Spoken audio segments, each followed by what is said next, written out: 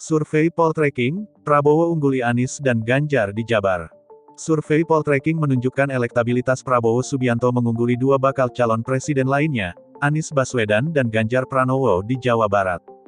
Temuan Poltreking masih mencatat Prabowo unggul di Jabar disusul Anies dan belakangnya Ganjar, kata Direktur Riset Poltreking Indonesia Arya Budi dalam konferensi pers secara daring, Selasa, 10/10.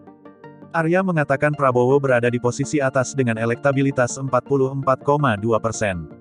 Kemudian, Anies Baswedan berada di posisi kedua dengan elektabilitas 25%. Sementara Ganjar Pranowo harus puas di posisi ketiga dengan elektabilitas 21,8%. Arya menilai keikutsertaan Prabowo dalam Pilpres 2014 dan 2019 berdampak pada elektabilitas Ketua Umum Partai Gerindra itu di Jawa Barat. Secara metodologi Pak Prabowo masih unggul, apalagi kita flashback 2019 di mana Prabowo sudah kontes di sana, 2014 sudah kontes di sana.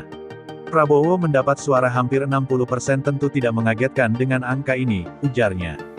Arya menyebut elektabilitas ketiga bakal calon presiden mengalami peningkatan jika dibandingkan dengan survei Poltreking pada Juni lalu.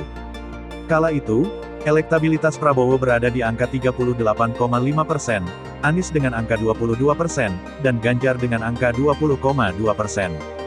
Prabowo naik 5,7%, Anies 3,0%, dan Ganjar 1,6%, ucapnya. Poltreking melibatkan 1.000 orang responden dalam survei yang digelar 25 September 1 Oktober tahun 2023. Survei ini memiliki margin of error survei tanda kurang lebih 3,1% pada tingkat kepercayaan 95%.